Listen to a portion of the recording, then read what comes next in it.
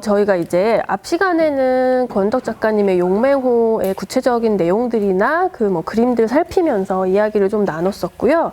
한국 그림책의 전반적인 이야기를 나누는 시간을 가지려고 해요. 근데 작가님 되게 오래전부터 작업하신, 뭐랄까, 1세대 작가, 저희 입장에서는, 독자들 입장에서는, 그러니까 오랫동안 한국 그림책을 지켜보셨잖아요. 근데 요즘 정말 뭔가 무슨 일이 벌어지고 있나 봐 하는 실감이 느껴지시나요?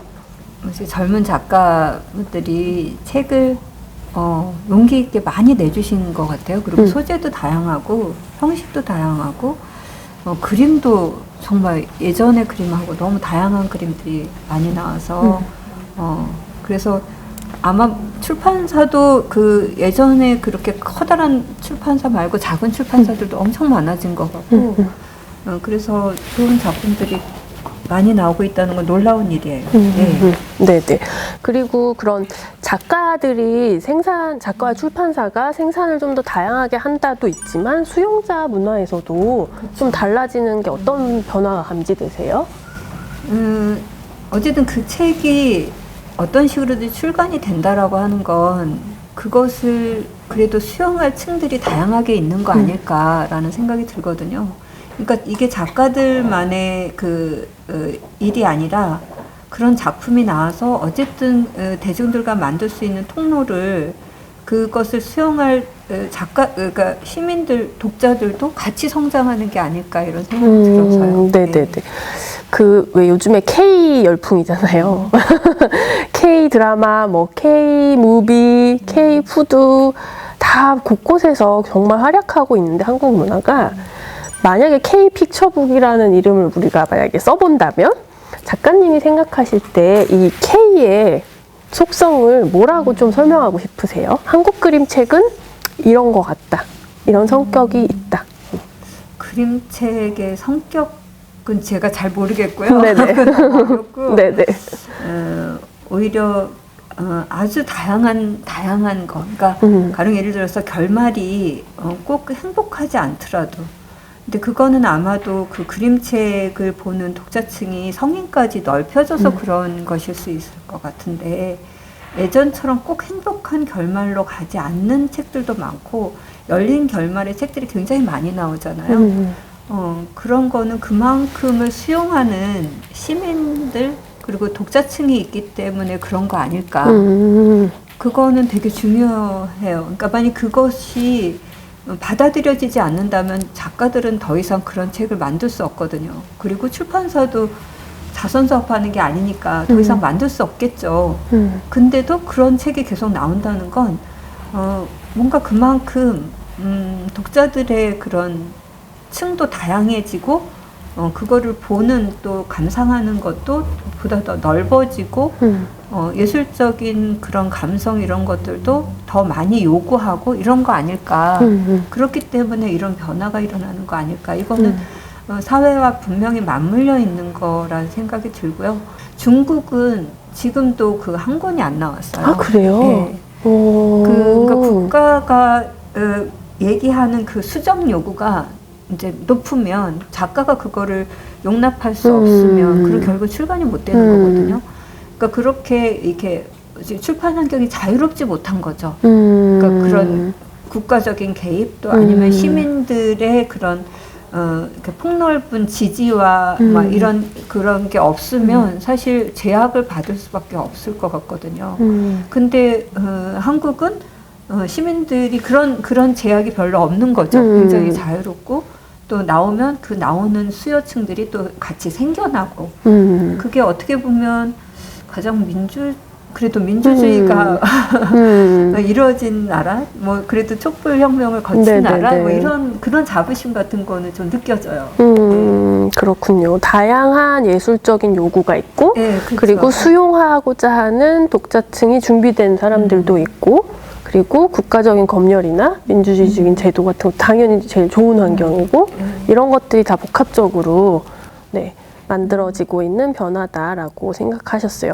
그래서 최근에 한국에서는 자녀 교육하고 별로 상관없이 예전에는 사실 90년대, 2000년대까지만 해도 그 자녀 교육을 위해서 책을 좀 보다가 그림책이 이렇게 좋은 거구나 하면서 빠지신 분들이 많았거든요. 근데 요즘에는 또 그거랑도 상관없이 자녀가 없는 20대조차도 그림책을 또 향유하는 문화가 생기고 있어요. 그래서 이런 것 때문에 그림책의 예술적인 가치를 우리가 이제 제대로 한번 인정하자는 그런 목소리도 높아지고 있고, 그래서 이제 하나 나오는 대두되는 게 뭐였냐면은 서점에서의 분류를 우리 좀 바꿔야 되는 거 아닌가 하는 목소리가 생겼어요.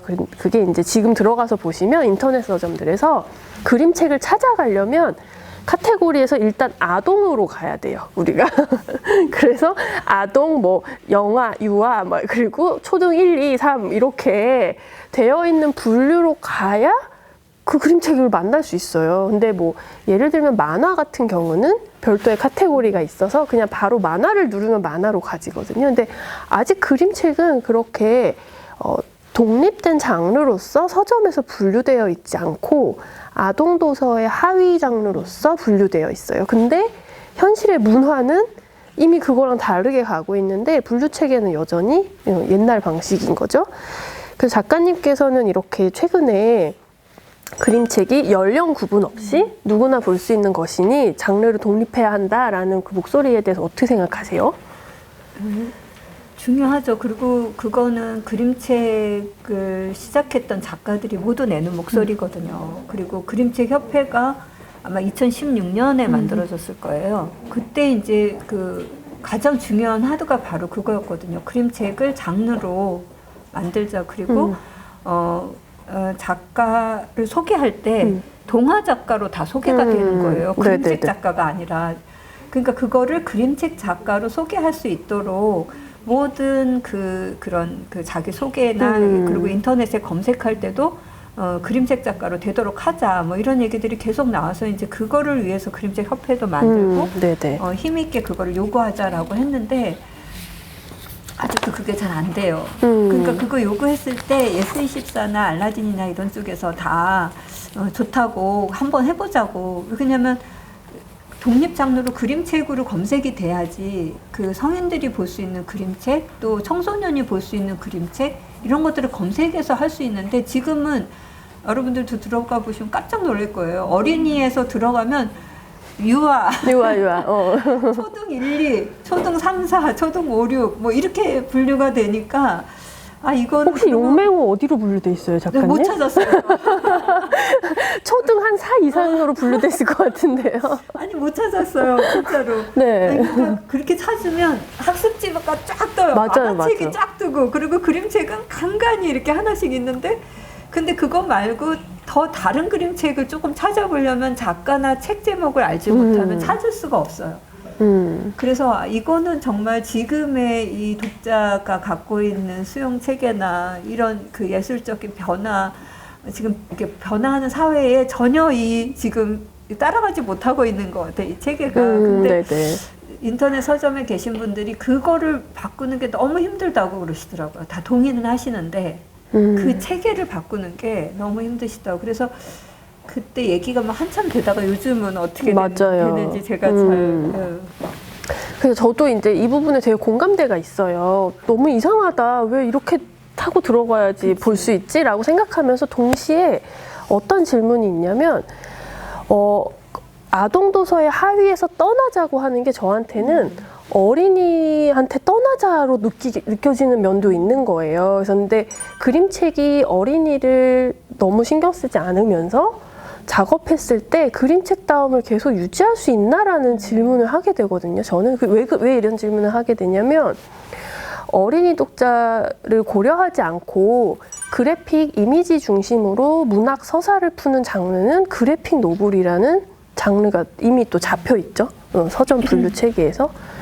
그래서 그 그래픽 노블하고 또 그림책은 그럼 무슨 차이가 있는 거지? 만약에 성인을 위한, 뭐 어른을 위한 그림책이라는 게 만약에 정말 이게 뭐랄까요? 메인스트림? 주류를 차지하게 된다면 그림책하고 그래픽 노블은 어떻게 구분할 수 있는 거지? 이것도 잘 모르겠고, 그리고 제가 사랑했던 그림책이 가진 세계관이 사실은 어린이성하고 굉장히 많이 맞닿아 있거든요. 어린이들이 보여주는 낙관이나 그리고 뭔가 에너지, 다시 해보는 힘, 놀이하는 힘, 뭐 여러 가지 것들이 어린이로부터 오는 게 크다고 생각해서 장르를 독립해야 한다라고 말하면서도 동시에 마음이 계속 찜찜한 거예요. 어린이를 떠나자고 말하는 건 또 아닌데 이거에 대해 어떤 태도를 가져야 되지? 이런 질문을 저는 많이 하고 있거든요. 그래서 작가님께서는 이 문제에 대해서 어떻게 생각하세요? 그 그림책이라고 하는 거는 분명히 그래픽 노블이나 만화나 기존 회화하고 다르거든요. 근데 무엇이 다를까? 왜 그림책에서 어른들이 그림책을 보면서 왜 그 안에서 어린이를 보는가? 아니면 자기의 어린 시절을 보는가? 아니면 자기가 갖고 있는 세상에 대한 희망을 왜 그림책에서 보는가라고 하는 것과 맞물려 있다고 보거든요. 그러니까 그림책 안에는 이제 어쨌든 그림책 출발이 교육에서부터 시작이 되잖아요. 그리고 이전에 많은 부분 교육용으로 아직도 그게 이어져 오고 있고, 근데 그 안에 많은 사람들, 많은 작가들, 그리고 부모들이 그 담겼으면 하는 내용이 있는 거예요. 거기에는 그래픽 노블이나 만화하고 다르게 어떤 생명을 존중한다든가, 어떤 선함, 그리고 인간이 좀 가져야 되는, 또 추구해야 되는 어떤 도덕, 평등, 뭐 자유, 뭐 평화, 인권, 우정, 뭐 다 들어가 있죠. 네. 우정, 뭐 사랑 다 들어가 있어요. 근데 그 그래픽 노블은 사실 폭력도 많이 그리잖아요. 그림책에서는 잘 폭력 못 그려요. 예, 그리고 직접적으로 표현하기가 되게 어렵고, 그 폭력을 그린다 하더라도 그것을 이렇게 어른들이 보는 성인 폭력물처럼 그렇게 표현할 수가 없고 결론도 그렇게 내릴 수가 없어요. 그거는 아마도 그림책이 갖고 있는 그 역사성, 이렇게 쭉 발전하면서 담아져 왔던 그 어린이라고 하는 부분을 계속 가져가는 게 아닐까. 그러면 그 안에 담는 그 어린이성이라고 하는 건 뭘까라고 했을 때 그게 이제 예전엔 동심 이렇게 얘기도 하잖아요. 그죠? 네. 그게 그냥 어린이 마음 이렇게 얘기할 수도 있는데 어떻게 보면 저는 그렇게 정의하고 싶어요. 그러니까 어린이는 어른처럼 이렇게 복잡한 인간관계, 여러 이익관계 뭐 이런 거에 그렇게 많이 얽혀 있지 않은 상태거든요. 그러니까 어떻게 보면 어른들이 이렇게 만들어 놓은 단단한 구조가 있잖아요. 그 구조 속에 아직 어린이들은 적극적으로 편입이 안 된 거예요. 그러니까 학교를 다니면서 이제 이렇게 학년이 높아지면서 그런 구조 속에 이제 편입이 되겠죠. 이렇게 되는데 그것에서 많이 조금은 벗어나 있는 게 어린이다. 그래서 기존의 강고한 그런 틀들을 그걸 이렇게 부셔내는 힘은 어린이한테 있다고 보는 거예요. 그러니까 아이들이 말하는 직관적인 거, 어쨌든 정의감 이런 것들은 어른들의 이야기보다 훨씬 더 직관적으로 들어가서 아이들은 얘기하거든요. 그 힘은 그만큼 이해관계나 어른들이 강고한 이 틀 속에 들어와 있지 않기 때문에 굉장히 다르게 세상을 보고 그들의 눈으로 보는 세계가 있는 거예요. 그게 결국은 우리가 얘기하는 그런 생명을 존중한다든가 우리가 추구해야 되는 행복한 세상이라든가 이런 거에 이미 어린이가 갖고 있는 거죠. 그래서 그들의 이야기를 담아내는 거가 결국은 우리가 이렇게 우리를 옥죄고 있는 견고한 틀들을 부숴낼 수 있겠다. 그래서 그거를 잃어버리면 안 될 것 같은 거예요. 그러니까요. 저도 네. 이제 그거를 읽는 순간 다른 장르하고의 그쵸. 차별점도 사라지고 그리고 지금까지 그림책을 사랑하게 만들었던 그쵸. 그 힘도 사라지는 것 같은데 이제 그게 이제 서점 분류를 바꾸면서 동시에 그 어린이성이라는 것을 지키는 것이 어떻게 가능할까 이런 질문을 또 하게 돼요. 만약에 이게 아동도서 하위에서 벗어나기 시작해서 정말 만화책이나 그래픽 노블처럼 별도의 메뉴가 생기면은 아까 말씀하신 대로 폭력을 묘사하는 방식에서 어차피 성인 독자 위해서 만든 거니까 우리는 좀 더 적나라하게 이런 거 보여주자. 현실의 잔혹함이나 암흑한 이런 부분을 좀 보여주자라고 할 수도 있는 거잖아요. 그림책에서도. 근데 그런 게 계속 되면은 그림책 다움이 사라지는 거 아닐까라는 저는 우려가 좀 들더라고요. 아마 그림책을 좋아하는 많은 독자분들이 바로 그 그림책 안에서 추구하는 가치, 그것에 공감하기 때문에 그 안에서 힘도 얻고 위로도 또 얻고. 위로도 얻고 네네. 그래서 좋아할 것 네네네. 같거든요. 그거는 계속 가져가야, 그러니까 그림책 장르의 특성이 그것을 갖는 것이 장르 특성으로 그렇게 만들어져야지 될 것 같아요. 그리고 이제 독자로서 작가님은 어떤 그림책을 좋아하는지도 한번 여쭤보고 싶었어요. 그림책 요즘에 이제 나온 한국 그림책이 워낙에 많고 말씀하신 대로 그 이야기 푸는 방식, 그림체 여러 가지 정말 다양해졌으니까. 그래서 매력적인 그림책을 설명하는 것도 사실은 되게 여러 가지 언어로 설명할 수 있어요. 어떤 그림책은 그냥 그림 자체가 너무 쾌감이 있어가지고 그냥 그래서 좋아하게 되는 그림책도 있고, 어떤 그림책은 그림이 그렇게 막 대단하진 않는데 이야기가 너무 감동적이어서 사랑하게 되는 책도 있고 그렇잖아요. 근데 작가님께서는 독자로서 독자 입장에 섰을 때 어떤 그림책들에 좀 후한 점수를 주시게 되던가요? 둘 다 갖고 있는 게 좋죠. 완벽주의자. 그렇군요. 둘 다여야 되는군요. 그렇죠. 네네. 그러니까 이야기가 끌어가는 힘이라고 하는 건 굉장히 크잖아요. 네네. 근데 또 한편으로는 진짜 말씀하신 것처럼 그 그림에서 풀어내는 그 이야기, 그러니까 물론 그 서사 구조가 있긴 하겠지만 그림 자체가 가는 그냥 그림 한 장만 보더라도 그게 좋은. 그래서 뭐 그 이럴 땐 이렇게 이게 좋고 저럴 땐 저게 좋고, 또 어떤 책은 글과 그림도 별로 이렇게 좋지 않지만 이렇게 자잘한 것들을 막 여기저기 막 숨겨놔가지고 막 찾는 재미 때문에 좋은 것도 있고, 뭐 게임 이런 것 때문에 자기가 참여해서 뭘 할 수 있기 때문에 재밌기도 하고, 또 웃기는 그 많은 그림들이 이렇게 슬쩍슬쩍 들어가서 이야기와 상관없는 그런 이야기, 그게 이제 슬쩍슬쩍 들어가서 또 재밌는 게 있고, 그래서 어떻게 이게 좋다 저게 좋다보다 이건 이래서 좋고 저건 저래서 좋고 이럴 땐 이게 좋고 저럴 땐 저게 좋고 많은 사람들도 아마 그렇게 다양하게 이렇게 교차적으로 그렇게 즐기는 방식이 좋지 않을까요? 그렇죠, 그렇죠. 근데 저희는 그런 게 궁금한 거죠. 네. 좋은 그림책을 알아보는 힘을 또 갖고 싶으니까요. 왜냐하면은 수판 시장에는 모든 작품이 사실 좋다고 볼 수는 없거든요. 막 되게 찍어내듯이 막 나오는 책도 사실은 있는 게 엄연한 현실이기도 하고, 그래서 그런 좋은 것을 알아본 안목을 갖고 싶은 거죠. 저희 독자 입장에서는. 그래서 그런 건 어떻게 기를 수 있나 여쭤보고 싶었던 것 같아요. 그럼 제가 너무 한가한 소리를 할지도 모르겠는데. 네. 요즘은 예전에는 전시관을 정말 많이 다녔거든요. 그러니까 서울에 있으니까 제일 좋은 거는 정말 전시를 많이 볼 수 있다는 거예요. 그렇게 돌아다니면서 그 자기가 느끼는 미감, 이런 것들을 끊임없이 자기 눈높이를 만드는 거예요. 그거는 그림책을 고를 때 가장 중요한 것이기도 하죠.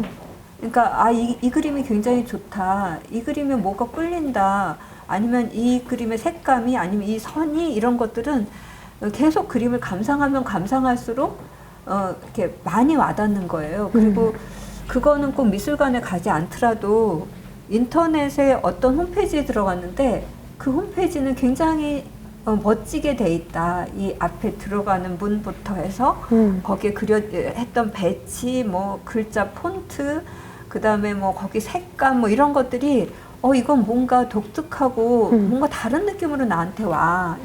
이런 느낌들을 계속 자기가 그거를 예민하게 받아들이는 감성을 키우면 당연히 그림책 보고 이 그림 너무 좋아, 나는 이런 그림이 좋아 라고 얘기할 수 있거든요. 근데 이미 저희가 보기에는 인터넷도 그렇고 광고도 그렇고 또 출판된 그 책들도 그렇고 그런 문화 자체가 우리가 많이 이렇게 올라온 것 같아요. 맞아요. 디자인도 그렇고. 그래서 여러분들이 그냥 지나면서 보는 좋은 것들, 이런 것들을 이렇게 계속 접하면 지금 그 수준까지 온 거 아닐까. 그러니까 좋은 영화들도 우리나라에서 계속 만들어지고 그리고 사람들이 그 영화들을 다 알아보잖아요. 그림책도 그럴 것 같아요. 이제는 조금 있으면 이 그림책들이 다 좋다라고 여러분들이 다 그거를 골라내실 수 있을 것 같아요. 저는 그걸 믿고 그렇게 될 것 같아요. 네네. 마지막 질문인데요. 최근에 좋게 보신 추천해주고 싶은 한국 그림책 좀 언급해주시면 좋을 것 같아요. 그래서 그 질문 보고 어젯밤에 제 책장에 있는 책들을 막 다 이렇게 뒤져서 어느 책을 얘기해야 되나 그러다가 제가 이제 출판사에서 이제 이렇게 책들이 이제 보내오는 출판사들이 있으니까 책들을 보는데 정말 이 책은 나하고 되게 다르다. 나는 이렇게 못 그릴 것 같다라고 하는 책들이 있어요. 그런 반면에 이 책은 정말 내 감성하고 잘 맞아 이런 책들도 있고 그럼에도 불구하고 제가 좋아하는 그림책들은 옛날 그림책들인 것 같아요. 그래서 어제 이렇게 막 책장을 보다가 한 권이 아니라 네네 좋아요. 네. 두 권을 난 뽑을 수밖에 없어 이렇게 얘기했는데 한 권은 그 보림에서 그 유재수 선생님 백두산 이야기 그 30년 기념판 그거를 보는 순간 그 이제 뒷장면은 저한테는 이제 그렇게 감동적인데 그 첫 장면 세상이 열리는 장면에 그 커다란 그 우주의 어떤 기운 같은 거를 표현한 장면이 있어요. 근데 그게 이제 지금 제가 이렇게 계속 기후위기나 지금 자연이나 이런 거에 관심을 가지면서 그러면서 그 첫 장을 이렇게 딱 펼쳤는데 이게 전에 봤던 그림하고 전혀 다른 느낌으로 그 그림이 오는 거예요. 그래서 역시 이때 왜 이게 30년 동안 아직도 우리한테 백두산 이야기는 이렇게 소중할까? 세상이 처음 열리는 이야기 그리고 우리가 이 땅에서 살아내는 이야기 이런 것들이 아주 묵직하게 오는 거예요. 그게 우주 전체와 이 한반도와 이런 그 백두산 이런 것들이 함께 이렇게 막 다가오면서 그냥 이렇게 즐겁고 재밌는 책에선 느낄 수 없는 그런 거대한 힘 같은 것들이 이제 첫 장면에 이렇게 딱 보이면서 역시 좋다. 다시 볼만하다. 그런 생각이 들었고 그리고 이제 또 그 굉장히 재밌는 책. 네네네. 이빨 아파 나무냐무. 완전 막 그 옛날과 현대를 이어주시네요. 이렇게. 그거는 정말 재밌게 봤어요. 네네네. 재밌게 봤고 그냥 단순히 재미서 끝나는 게 아니라 뒤에 어쨌든 그 차별이나 편견이나 그 오해나 이런 것들이 우리가 갖고 있는 어떤 그런 것들을 한 번은 이렇게 좀 부숴버릴 수 있는 전혀 다르게 생각해 볼 수 있는 그런 것까지도 거기에 딱 들어가 있으니까 그래서 그 책이 좀 재미있으면서도 재미와 의미 이런 것들이 같이 들어간 어렵다. 그 재미와 의미를 다 잡는 거 되게 어려운 되게 건데. 어렵죠. 네. 재미와 의미를 딱 넣은 책. 그래서 그 책이 좀 재밌게 봤고. 백두산 이야기를 다시 한번 또 보고 싶어졌어요. 말씀해주신 정말 그 관점으로 보면 네. 어떨까 하면서 다시 보고 싶어졌어요. 그 처음 우주가 열리는 그 붉은색과 그 푸른색 그 색감을 한번 여러분 첫 앞에 부분에 한번 보시면 네. 이 지구가 지금 뭐 위기가 우리가 계속 생각하는 인간이 멸종할 수도 있다라고 하는 이 커다란 이 지금 시기에 다시 한번 생각해 보게 하는 책인 것 같아요. 네네. 오늘 긴 시간 동안 함께 해주시느라 수고 많으셨는데 혹시 이 듣고 계신 선생님들 향해서 마지막으로 전해주고 싶은 말씀 있으세요? 마지막으로? 네. 그 작가들이 그렇게 돌파하는 거, 자기가 생각한 거 이런 것들을 올곧게 밀고 나가면서 자기 작업을 하면서 대중들과 소통하려고 하는 거는 독자가 없으면 할 수 없는 일이에요. 그래서 그런 환경을 계속 같이 만들어 가고 싶고 그리고 사실 제가 여기까지 10년 넘게 이렇게 사회 문제를 다룬 아픈 책을 한 것도 사실 독자가 그걸 지켜봐 주지 않았으면 제가 여기까지 올 수 없었을 것 같거든요. 그런 독자층이 계속 있었으면 좋겠어요. 이렇게 즐거운 걸 좋아하는 독자층도 있고. 근데 매번 사람이 매번 즐거운 것만 좋지는 않잖아요. 네네네. 이것도 좋았다, 저것도 좋았다. 그렇게 자유롭게 많은 것에 관심을 갖고 세계를 같이 넓혀나가는 그런 거에 같이 가면 좋겠다. 그런 바람입니다. 네, 너무 좋은 인사 말씀 감사합니다. 저희가 준비한 질의응답은 여기서 마칠 예정인데요. 혹시 현장에 계신 선생님들 중에서 질문하고 싶은 분 계시면 손들어서 의사표현해 주시면 저희가 여쭙고, 그 사이에 채팅창에다가 또 질문 남겨주시면 시간 닿는 한 저희가 답변할게요. 선생님 질문 부탁드립니다. 동아리 도서관에서 아이들 상대로 그림책 수업을 하고 있거든요.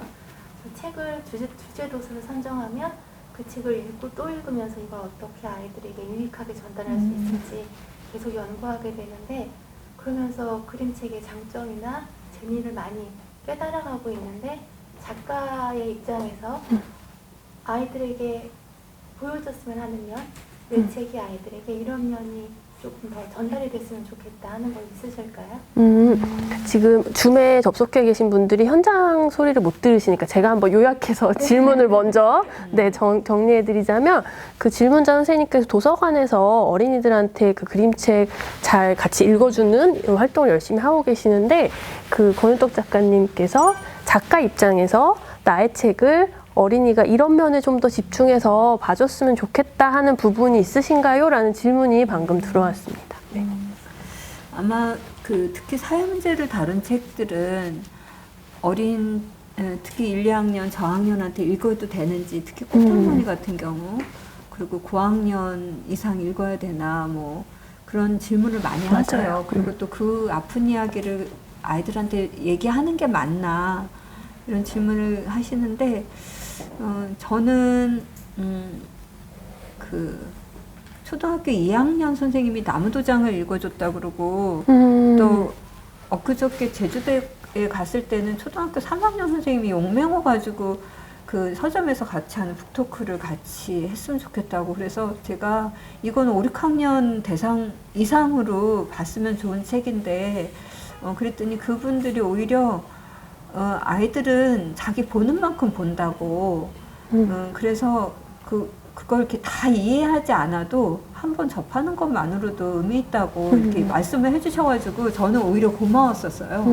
그래서 이제 그렇게 해봤는데, 용맹호를 가지고 제가 한 장 한 장 넘기면서 그 뒷얘기, 그릴 때 느낌 이러면서 이제 한 장 한 장씩 보는데 한 20분 넘게 책을 읽으면서 봤어요. 근데 성폭력 장면은 잘 이해를 못 하더라고요. 제가 아무리 유도를 해도 3학년 아이들이 그 군합발 입고 그것이 성폭력이라고 하는 것을 이해를 못 하더라고요. 그래서 그냥 넘어갔어요.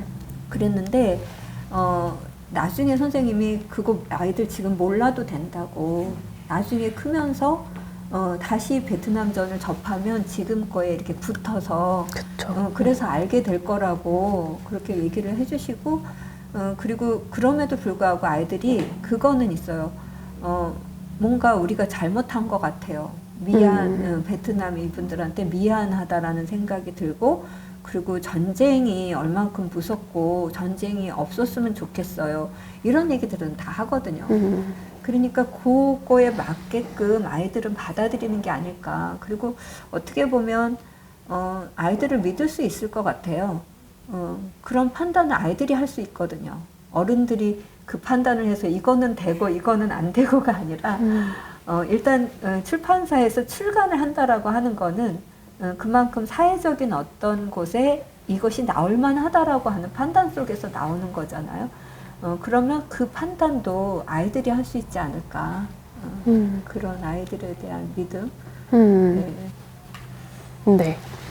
혹시 또 질문하고 싶은, 뒤에 선생님 말씀해 주세요. 만나 뵙게 돼서 감사하고요. 얼마 전에 조정래 작가 선생님 이제 북토크를 들으면서, 선생님 오늘 뭐 감히 이제 표현을 드리자면 그림책에 조정래 선생님처럼 해주시는 것 같아서 정말 감사하고, 사실은 저희가 10대 아이를 키우는데 스팅을 보면서 아직 아이한테 읽어주지는 못했거든요. 그래서 뭐 아이들마다 연령마다 다르게 받아들이는 그 지점이 있기는 한데, 아이한테 오늘 가져가서 읽혀주면 어떤 반응을 보일까, 뭐 이런 이제 궁금증이 들기도 하고, 그래서 선생님 물론 이제 그림책 얘기하시면서 좋아하는 이제 작가 얘기하시면서 느낌은 오기는 하지만 그림 두 개 너무 잘 표현해 주셔서 뭐 협업을 누군가 하실 일은 없으리라고 생각이 들지만 그래도 탐나는 내가 이분하고는 꼭 협업을 해보고 싶다 뭐 이런 작가분이 있으신지 답변 생각하시는 동안 제가 질문 요약해서 한번 전달드릴게요.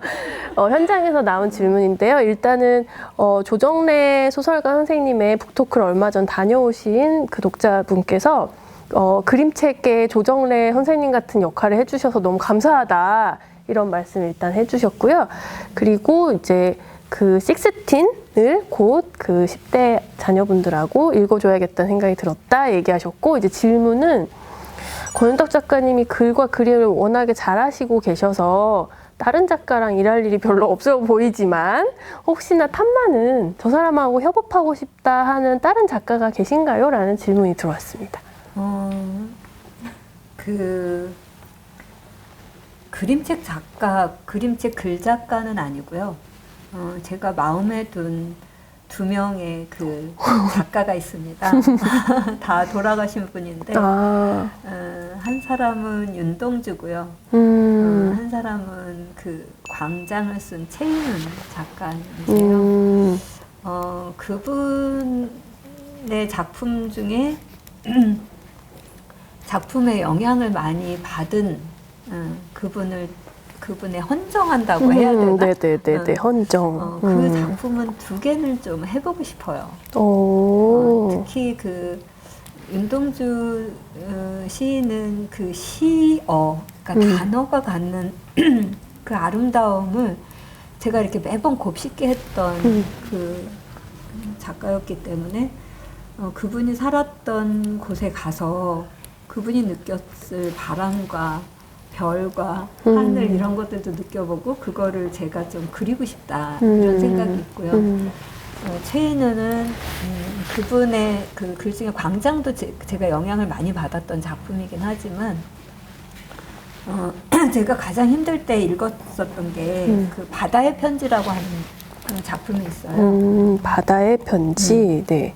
그 책 뒤에 그분의 음성으로 그 녹화가 되어 있는 그 CD가 들어있는 책이에요. 제가 되게 힘들 때 이제 그거를 그 CD 플레이어에 끼고 이렇게 잠잘 때 누워서 그거를 들으면 그분의 목소리 이렇게 들으면서 제가 바다 깊은 밑에 이렇게 침잠해서 이렇게 잠을 자는 어떤 그런 걸로 이렇게 잠자기 전에 계속 들었던 그거예요. 근데 그게 그 느낌대로 최인훈 작품을 가지고 뭔가 해보고 싶다 그런 생각이 있어서 그거는 어쨌든 죽기 전에 할 수 있겠죠?